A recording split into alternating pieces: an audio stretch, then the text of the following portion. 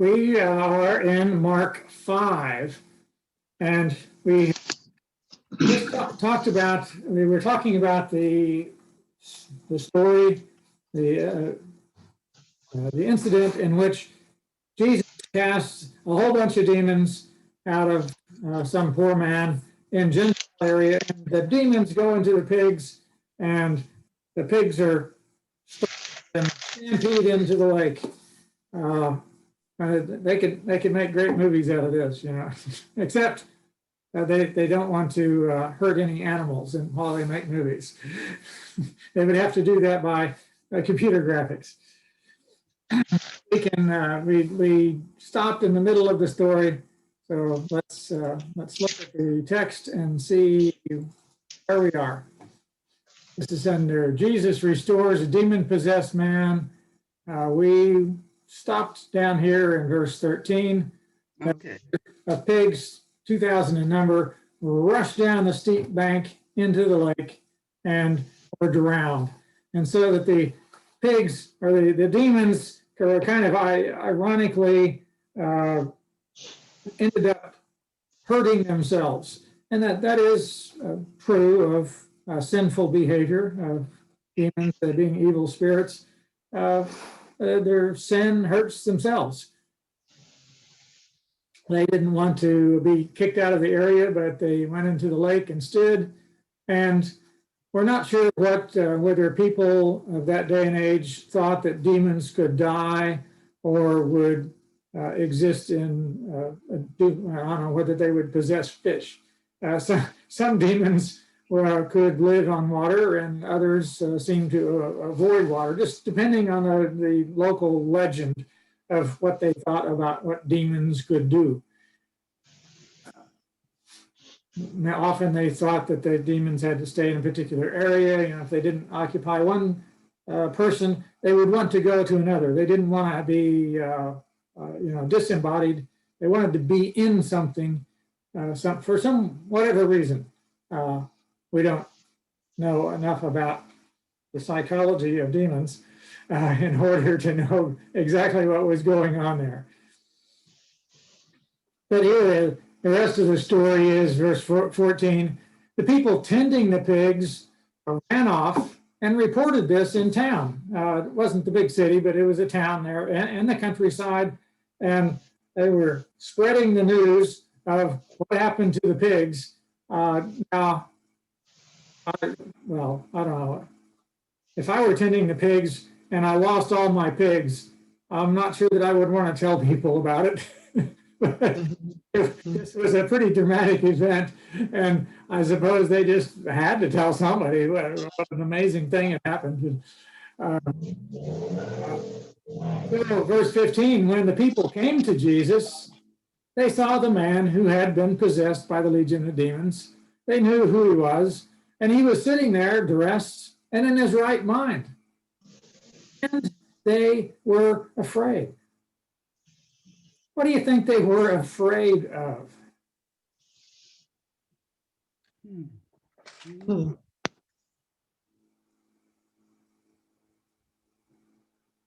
Never thought about it. Here,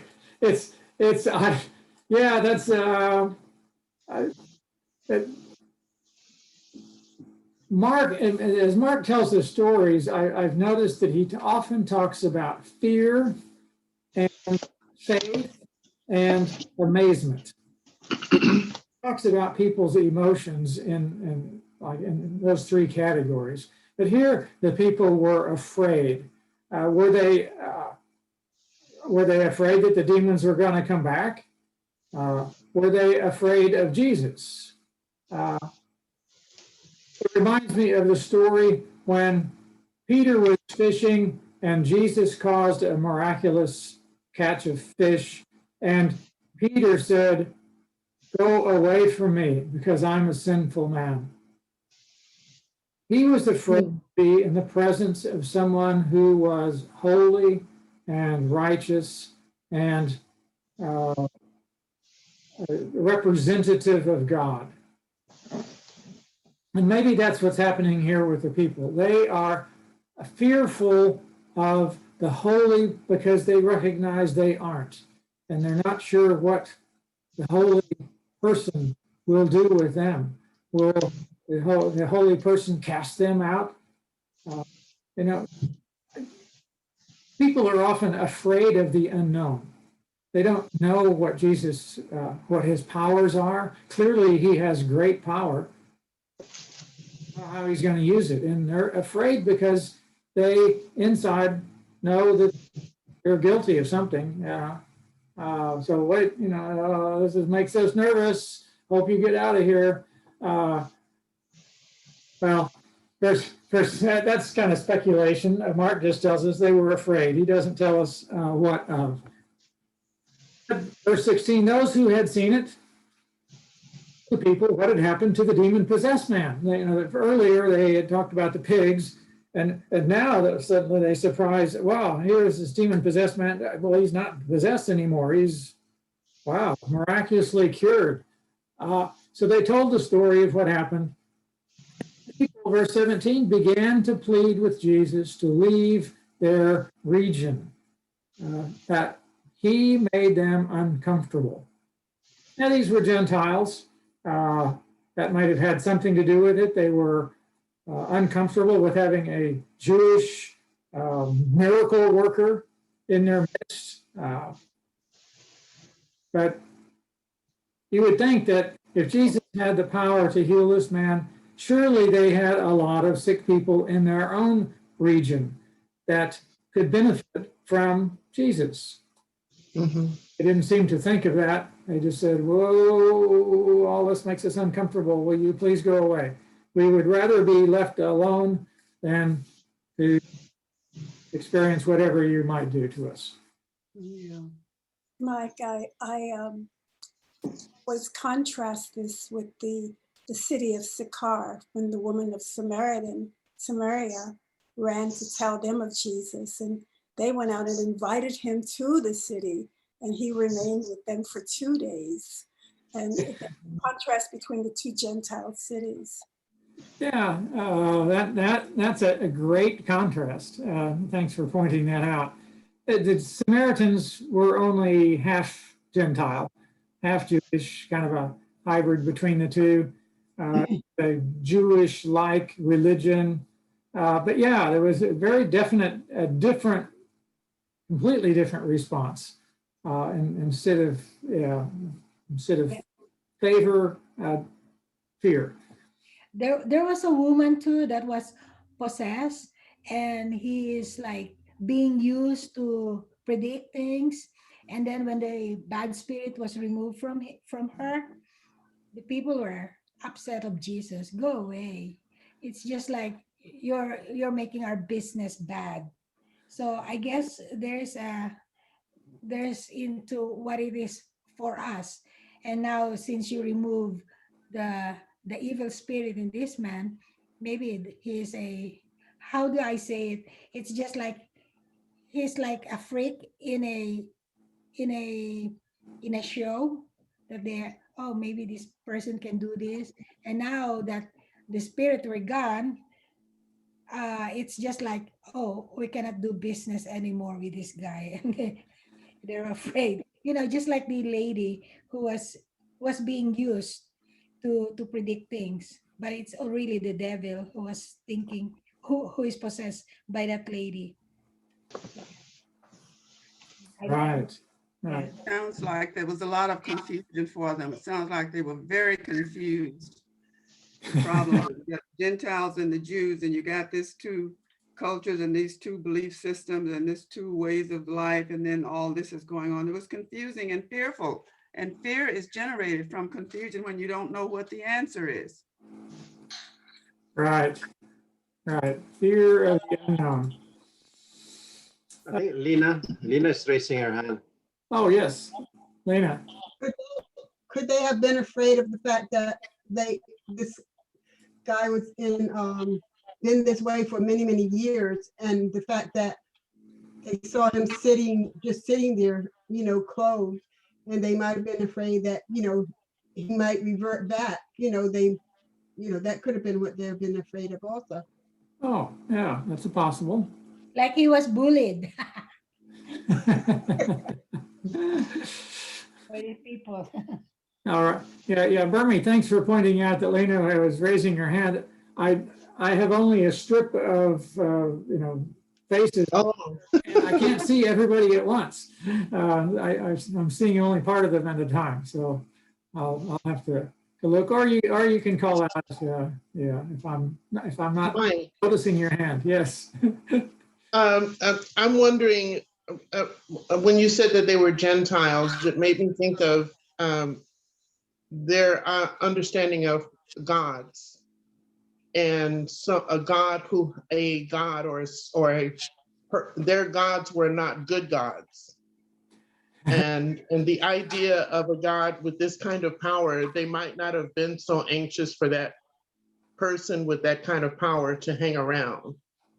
You know what I mean? So it's not like they knew who Jesus was and they were celebrating the fact that he was their savior.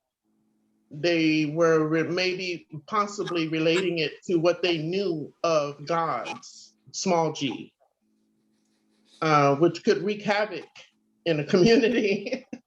Right. Yeah. There's of course on the other side of that is there's one story of the gods in Greece, not in the area where Jesus was, but in Greece the gods came down to visit, and the people were not hospitable to them. Mhm. So that those gods became angry and did something to the townspeople. So Yeah. there's a responsibility to be hospitable to gods, but these people were not doing that anyway. They had other reasons to fear. I agree with what you mentioned a while ago, Mike, about the possibility that they kind of more or less marveled at who this Jesus was, what he did. But then if I were there too, my own reason is I will be scared. I mean, having learned now that the nature of animals and evil spirits, that evil spirits can easily come in and out of animals, and that demons can control the body of an animal. But human beings, they cannot, because we have this will, and basically people can get possessed if they're drug addicts or they are welcoming of demons or what.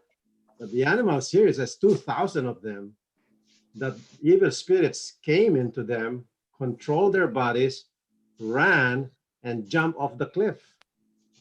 So as a person, I'd say, whoa, they can do that with animals? I wonder if they still can do it now. Kind of think it is, It's like a horror movie, actually. Just animals being possessed. Right. They could be fearful of what those evil spirits might do next. Maybe run them off the cliff. Yeah. Me, Pastor Mike, I just think it's economics. They are afraid of losing more pigs. Maybe they have other herds of pigs that they don't want to be destroyed. Yeah, they might lose more pigs if Jesus stays around. No, this Jewish leader is going to kill all our pigs. He doesn't like pigs. Economics. And it will be a worse question. Remember, Paul, can somebody eat meat offered to idols? This one is, can somebody eat bacon possessed by a demon? No, they are dead and in the lake. Do they go fishing for dead pigs?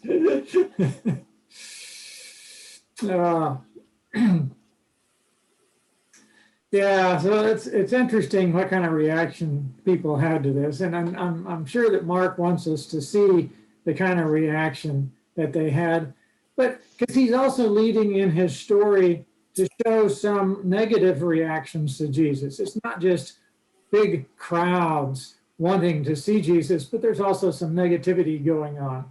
But there's as we go forward in the text, we'll also see another kind of a contrast. That's verse 18.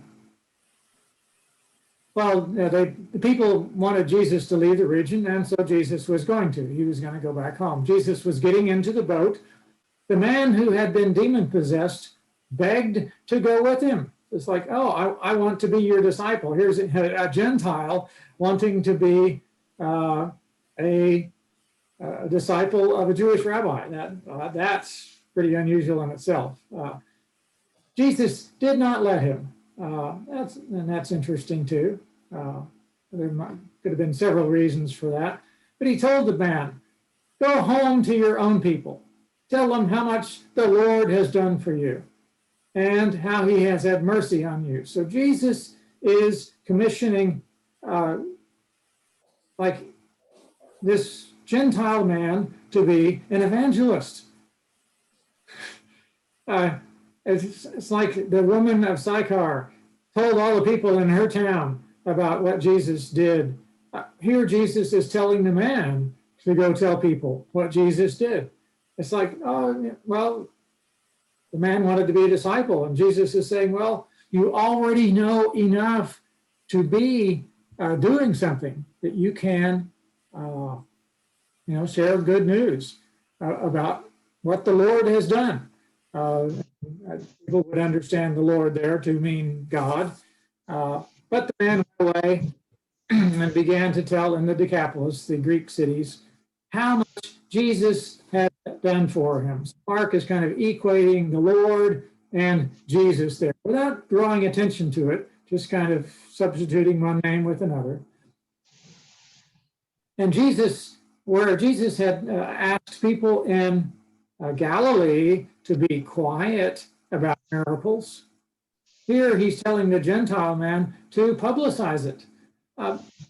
Partly because there's not the same fear that a distorted idea of, oh, this must be the Messiah. He's going to give us he's going to be a political leader for us. That false idea would not exist in the Gentile area. So Jesus was free to let the man publicize what was going on. And we don't know, but 10 years later, that area could have been an area in which many people came to faith in Jesus because of the seeds that this man sowed far earlier because of what Jesus had done. And verse 20 concludes, and all the people were amazed. All the people in the Greek, these Gentile people in the Greek cities were amazed at what Jesus had done. So that the word gets out. There is a miracle worker in Judea, or Galilee, rather. Any comments from you on that passage? Well, Yeah, I mean, to me, it shows that you don't have to know a lot to be commissioned as an evangelist. As you mentioned, he knew just enough, and yet Christ already commissioned him to share the good news. I know in India, I heard from a friend that in India, when a person becomes a Christian in India, within a month, they are already sent out to evangelize, just within a month. Here in the United States, people have been in the church like for 30 years. They have probably 24 Bible. They've been to church many times. And when you say, share the gospel, they say, oh, I need more training. I don't know much. They have all kinds of excuses. And all people need to do is tell others what the Lord has done for us. We may not know all the other things, but we can at least tell them that. Yeah, I like the fact that I read this one according to Max Lucado, the demon-possessed man is the first evangelist, and whoa, look at this demon-possessed man. But it shows that the person who needs Christ the most, Christ serves. He knows the one who needs him the most, and hopefully, as he evangelizes or he tells what happens to him, his life is a great testimony to all the rest, as you mentioned. And being healed with legions of demons, I'm sure, will be very convincing. And his testimony alone, just walking around normal, will make people ask, what happened to him. So that's a powerful, very powerful miracle indeed. I have read that drug addicts identify well with this story. They have had a similar experience of controlling, in their case, a substance and being freed from it. Reminds me of the mustard seed, the weakest, the little, those things, how the unknown, the unexpected kind of things. Right. Yeah, it's the unexpected. Little things can grow big. Yeah. God's ways are not our ways.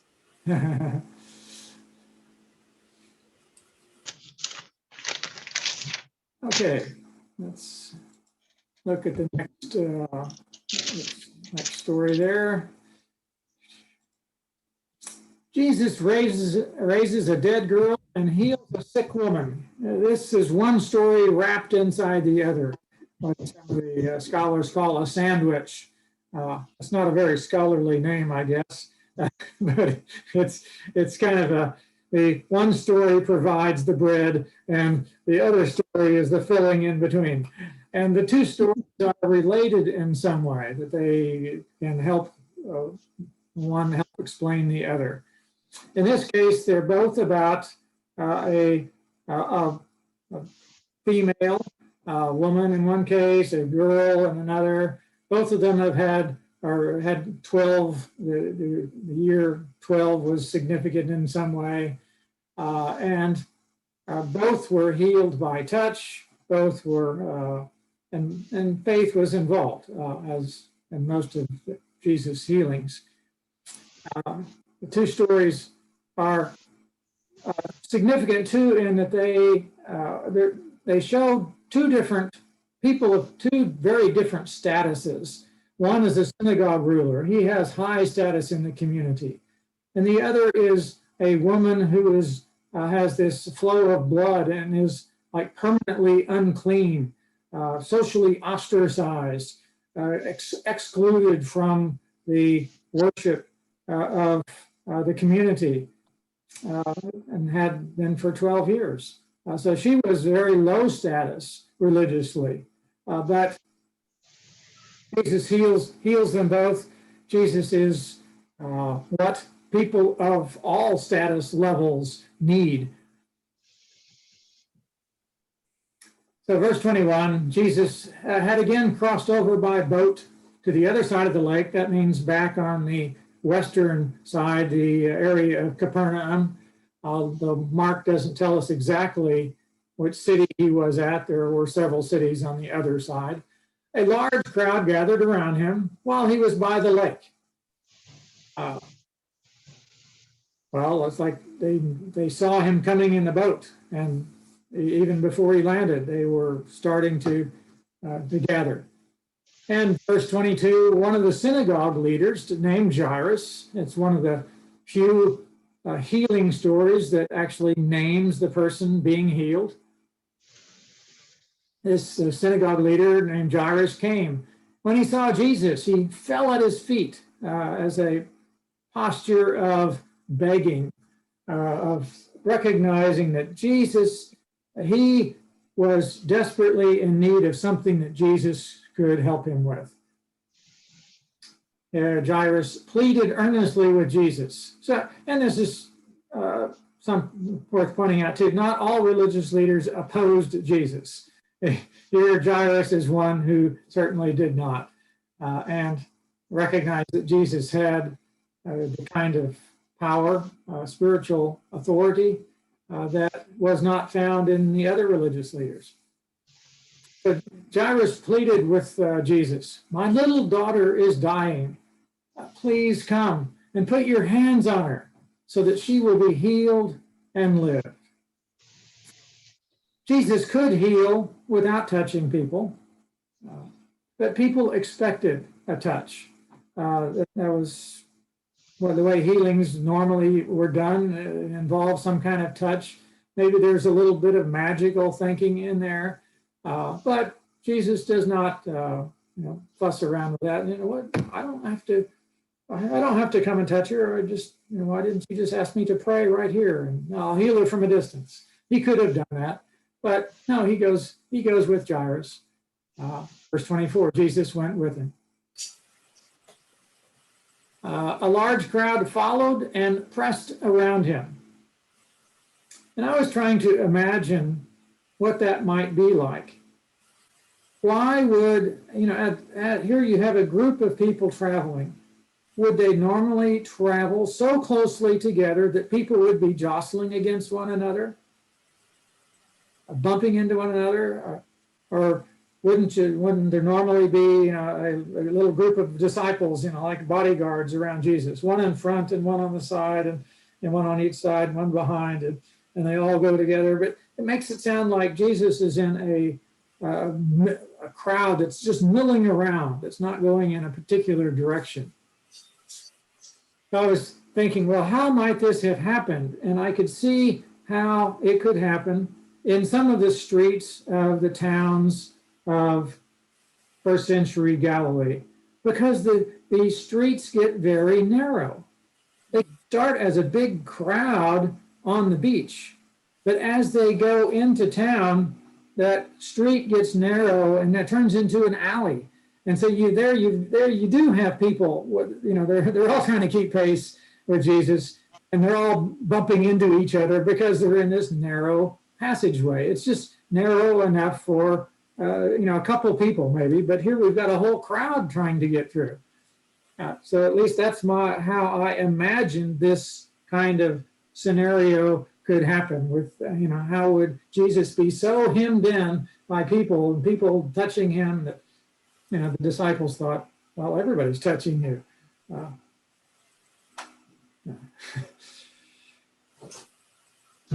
So in this crowd, there was a woman who had been subject to bleeding for years, probably some kind of menstrual bleeding.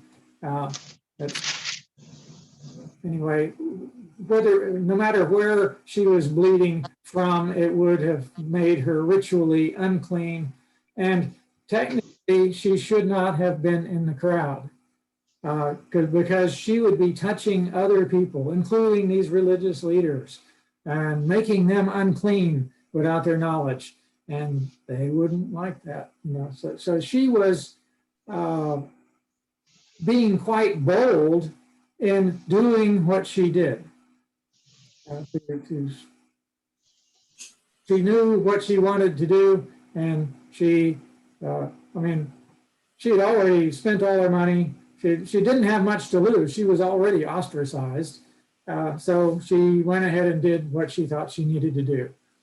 She had suffered a great deal under the care of many doctors, had spent all she had, yet instead of getting better, she grew worse.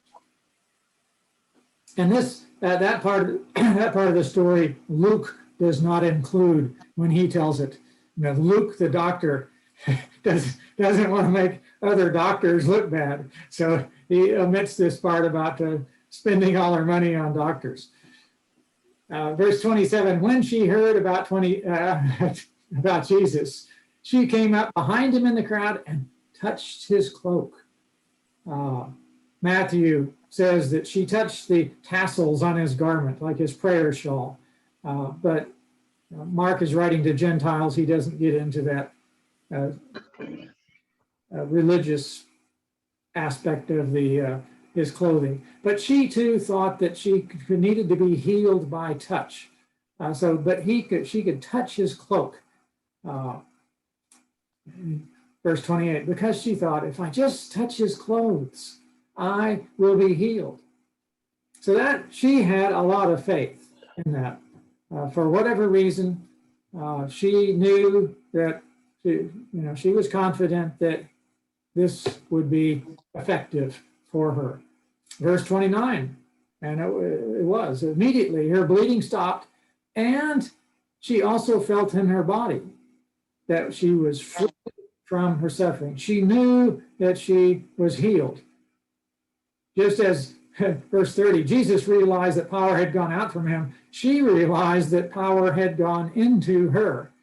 She could feel something different. Hey, Mike, Yes. that's a strange way of putting that. For Jesus to realize the power had gone from him.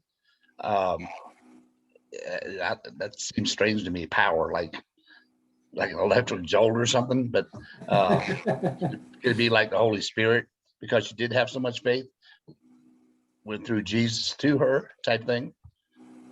Yeah, that's a good question, and it's like this is the only story in which that happens. That Jesus feels like power goes out. I mean, Jesus has so much power in him. You know, how would he feel it going out? He could sense something happened. I don't know, maybe his own power wasn't diminished in any way, but he could still feel that it had achieved something. It had gone out from him and done something. So yeah, somehow he realized what had happened. Even though he then turns around and asks, you know, he was like, what happened? Who did this? He may not know precisely what happened, but he felt something different. And he knew it was significant. It was worth asking about. But that kind of contradicts people saying that predestination is there already because he would know who touched him. True. Yeah, some would say that, yeah, Jesus knew everything. Jesus specifically said he did not know the day of his return. Right. You know, so that's one, they'll make the exception for that. But there are apparently other things that Jesus didn't necessarily know either. And this we seem like, you know, the way Mark tells the story, this is a genuine question. You know, it says, who did this? And he wanted to know. He didn't just turn around and say, you, woman there, you touched me. Yeah, it seems like it's a genuine question. Yeah. All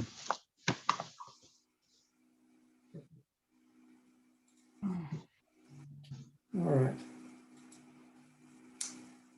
So Jesus realized, he turned around in the crowd and said, who touched my clothes? And the disciples said, you see the people crowding against you. All sorts of people are touching you. And yet you can ask, who touched me? Well, yeah, the question puzzled them. But Jesus kept looking around. It's like, no, he didn't know ahead of time where to look. He, turned his head. He was looking for somebody to see who had done it.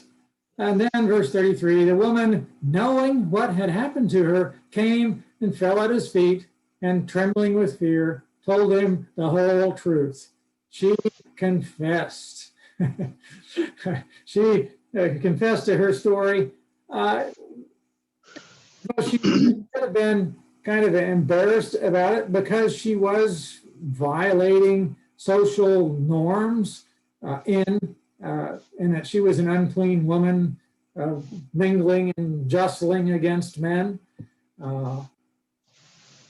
But she's clean now, so that's good. She's willing to. She tells the story, tells him the story. Apparently, everybody else was able to hear it as well.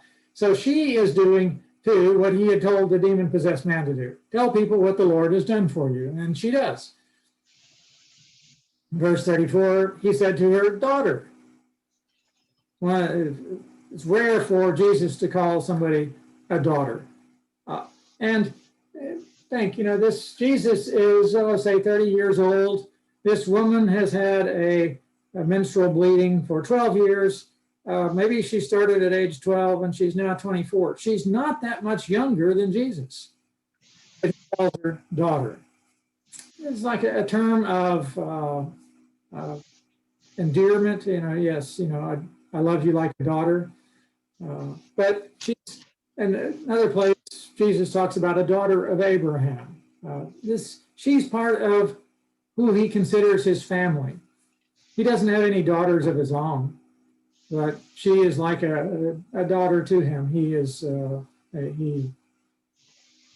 deals with her as a person that he loves. Daughter, your faith has healed you. Go in peace. Be assured that you have peace with God, not just your own peace, and be freed from your suffering. Well, she was freed from her suffering already. So he's encouraging her to to rejoice in her status. Her status is suddenly raised in the community. She's no longer the one person that has to be ostracized. She is able to be restored to the life of the community. So that kind of ends her part of the story. This is the filling of the sandwich. Any comments there on that part of the story?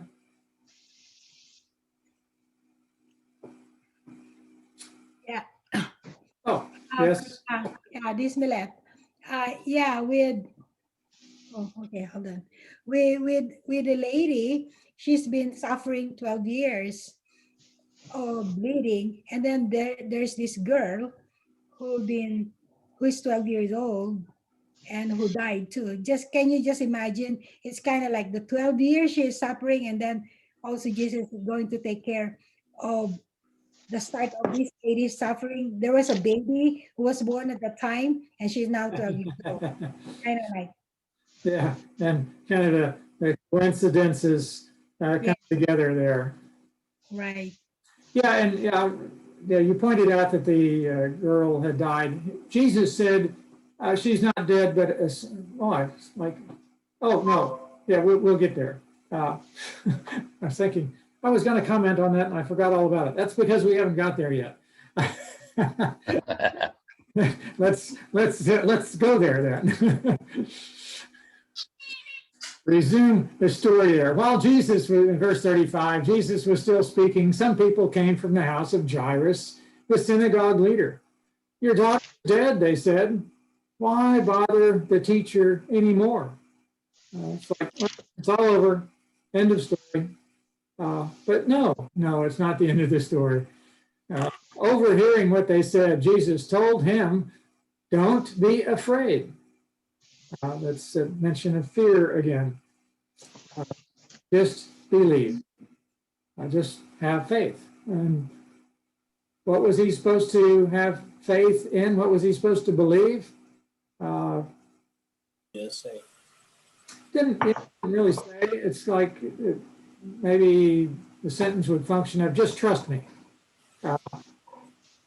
without specifying exactly what he's going to do. Said just trust me. And so Jesus went with him.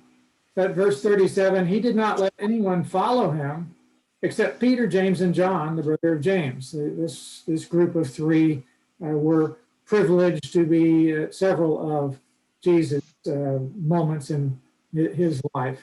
It's kind of like his three best friends, or the three disciples to whom he gave the most teaching. So this was a smaller group.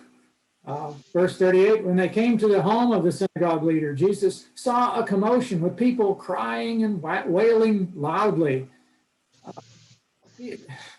And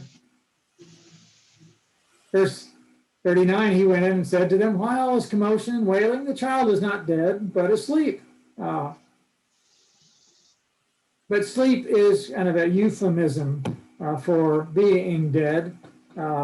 Mark, writing the story, wants us to understand that the girl was actually dead and was raised from the dead by Jesus. Verse 40, but they laughed at him. And this is kind of ironic. Here they were mourning, wailing loudly. There was a commotion, and then they laughed.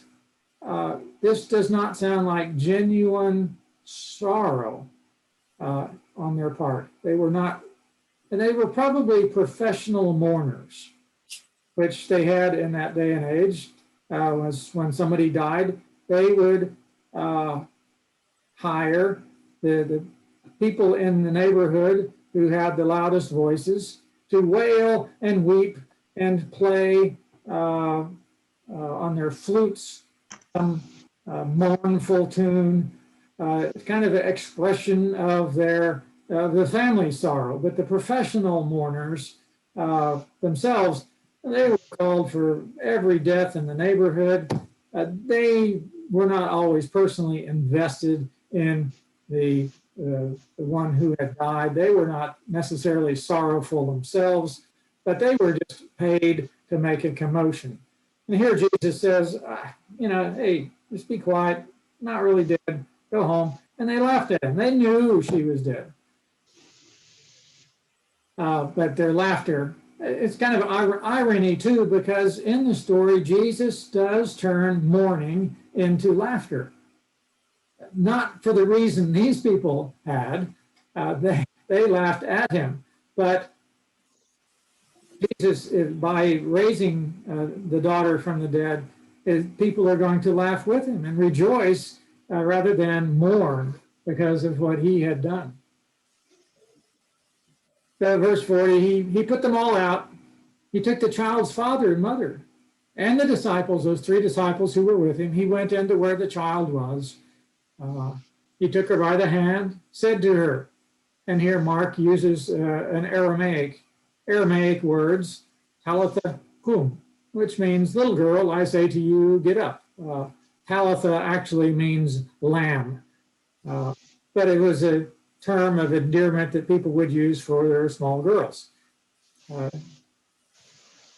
Come here, little lamb, but here Jesus uses that for the little girl. Earlier he'd called the woman his daughter. Here he calls the girl his lamb. Talitha kum, get up. And immediately, verse 42, the girl stood up, began to walk around, and now we find out she was 12 years old. At this, they were completely astonished. Well, yeah, that's one of the, where Mark brings out the amazement of the people. Here he has a different Greek word, similar meaning though, astonished. Just gave strict orders not to let anyone know about this. Well, wait a minute. The whole village knew that the girl was dead. The mourners were there. They knew she was dead. They thought it was ridiculous that Jesus said she wasn't dead. Lots of people knew, but Jesus is still telling. So it's kind of the context is Jesus is telling them, well, don't tell anybody else about this. Don't publicize this anywhere else. This is just our private secret here. You know what happened to the girl, but just keep it quiet for now. And he told them to give her something to eat. Maybe she was hungry, maybe she needed some nourishment, but this giving her something to eat would serve another purpose too, is that people believed that ghosts could not eat. When Jesus was raised from the dead, at one occasion he said, here, do you have anything to eat? So he proved that he wasn't a spirit because he was able to eat. Here he proves that the girl was not just a ghost because she was able to eat. Using the folklore of the day to prove that she was definitely alive and well. Any comments, observations from you? I have a question. Maybe somebody wants to speak first. Just quickly, I believe professional mourners, because in the Philippines we have professional mourners. We in fact have a movie about that, the life, and one time they went to the wrong funeral service. But anyway, so I was just wondering, were they paid because the girl, was alive? So I wonder if they were paid. My comment. If it had been my daughter, I would have given a tip to everybody there. Okay, Okay, I'll pay them to keep their mouth shut. My question, Mike, is there seems to be a contrast as far as the two examples, as far as faith and the healing. The first person who was bleeding touched Jesus, and it seemed, Mark was saying that Jesus was not even aware of it. Who touched me? He felt Yes. this energy come out. Who did? And he was looking, and then Jesus said, "Your faith made you whole." So it's totally the way it's presented, totally the woman or the lady. Right. Then the second one is just the opposite, where she was dead. So there's no faith from her. It's just Yeah. all Jesus. Kind of this contrast as far as healing. So I wonder what can we learn from those examples when we also get sick ourselves, as far as faith and healing is concerned. Yeah, it's as one commentator pointed out, is that the woman's faith didn't actually heal her. This was kind of a shorthand for your faith in God. Your faith is in God, and God is the one who healed you. Faith itself, if I have faith that eating an apple out there is going to cure my disease, no matter how strongly I believe that, is not going to change the fact of whether it does. But if the person's faith is in God, yes, then that God will does the healing, and rather than just our faith. In the case of the daughter, the faith in the only faith in the picture there is when Jesus told Jairus that he should have faith. We are not actually told that Jairus did, but yeah. So it's when we are as someone say, we can have small faith, but a big God, and the big God will compensate for our small faith. That if we just trust to Him, He will take care of it. We rarely have all the faith that we need. Sounds like Mark didn't forget the little seed, huh? Sunflower seed. Yeah, the mustard seed. Right, yeah, that's just a little faith of a mustard seed. He said, Mustard seed. There you go. Yeah, that's it. Marianne is raising her hand. Hi, Yes. everyone. I was just thinking, Pastor Mike, is it possible that the faith that raised the girl's life, raised from death to life, is the faith that came from Jairus? So, because his parents had really have faith in Jesus Christ, so that faith helped. That faith was the power that raised his daughter. What I'm trying to say is sometimes the children have no faith, but the parents has great faith, and they Yes. pray to God. They, no faith or little faith. Yeah, so Jesus told Jairus to just believe, and just have faith, and trust me. Yeah, it's a different occasion when the person responded, says, "Well, I believe, but my unbelief." It's he knew he didn't have as much faith as he would like to have, but God can honor that kind of, like we're doing as much as we can, and it's not very much. We are dependent on God to supply what we lack, even what our faith that we lack. Yeah, like even the centurion believed that Jesus Christ can heal the servant. So the servant was healed, not because of the servant, but because even Jesus was amazed, because the centurion has really a lot of faith, more than the faith that he can find in Israel. Right, good point. Mhm. Lena is raising her hand. Lena, you're on mute. Okay, Lena. You're still, yeah, now you're okay. The fact that when he fell at Jesus' feet and he pleaded earnestly with him, "My little daughter is dying. Please come and put your hand on her so that she will be healed and live." Wouldn't that indicate that he had some faith? Yeah, that does. So he started with faith, whether it was enough faith for healing, raising the dead.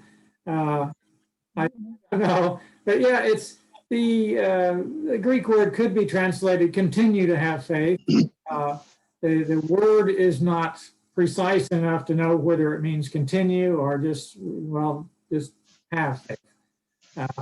He obviously started with some faith. That's why he came to Jesus in the first place. Yeah. You have to wonder what makes Jesus pick this person and not other people who are dying. Yeah, that's a good question. That happens today too. Why does Jesus heal some people and not others? True. That's why do some live to, why Yes. some wicked people live to be 100 and other good people die at age 30? It's beyond our understanding, and that's where we have to just trust him. Jerry, Just like to ask, you might want to tackle why in Matthew 9:18, Matthew wrote that she was already dead. While Mark said she's still sick. But anyway, they end up both dead. But maybe you want to tackle that one. I don't know. But, that was a question I had too before. Matthew 9:18. Yeah, and at some point out that, Jesus was in all these healings and the demon exorcisms, Jesus is bringing aspects of the kingdom of God to making them active in the world today. He's not bringing everything, but he is bringing certain aspects of it. And it's his kind of choice as to when and where to make those designations. In the case of these people raised from the dead, they are not raised from the dead in the same way that we will be when Jesus returns. We will be raised immortal, incorruptible, but this girl was not immortal. She eventually died. She was resuscitated. Some like to use a different term for that other than resurrect. And she was brought back to ordinary life in this age and time. But it's still foreshadowing, picturing a greater reality that will come when Jesus returns and the kingdom of God fills the earth as the waters cover the sea. Okay. so you can see from what I hear, Jesus, when it comes to healing, one, there's this woman who was faithful, who had faith. Then there's this centurion, there's this Jairus too, who have faith, as Marian saying, for someone else. There's this intercessory. And then there's Jesus healing this girl while even she's dead. That is his own doing. But in all of those healing, in reality, it is God who does the healing and according to his will. That's what you're saying, right? Yeah, and faith was involved in each, but yeah, it was different. Different people had different faith in each one. Of course, Jesus all had faith in every one of them, but sometimes it was the person being healed. Sometimes it was a close associate, parent, or the centurion as a master to his servant. They had a particular interest in. But then there was also the case where they dropped the paralyzed man through the roof. And the people who carried him are the ones who had faith. Jesus said, well, you guys have great faith. He may have meant all five of them, but certainly the four who carried them had to have faith too in order to do what they did. So yeah, the faith, one person's faith can help cover another's weakness in faith. You know how many people between the Old Testament and New Testament were brought back to life? I know there were a couple in the Old Testament, Elijah and Elisha. I think both brought somebody back to life. Right. But yeah, it's not a lot. In the New Testament, yeah, Lazarus and somebody in the Book of Acts. So it's just a few here and there. It's also not just healing. It's a lot of prayers that affects people, like, the sun stood still, the waters open. I mean, a person who lost his job, a broken relationship. So the power of faith is not just on the physical healing, but in a lot of things that are broken. That's happens that way. You wonder if that's the same with these people that are pronounced dead and on the table fixing to have an autopsy done, and then they wake up. You wonder if that's the same thing, Yeah, we don't know, and it's some such stories are common enough that we have to think that some of these are probably right. That the person was dead and they were raised. But we not near ourselves. We don't know all the details. And that just happened, I think, a week ago. Oh, Mhm. recent story. Yeah. Well, it's 8:00. We'll have to resume next week with chapter 6. Yeah. Right. Thanks, everybody. Thanks, you. Mike. Appreciate it. Thank you very We'll much. see you then. All right. Bye-bye. Bye. Good night, everyone. Good night.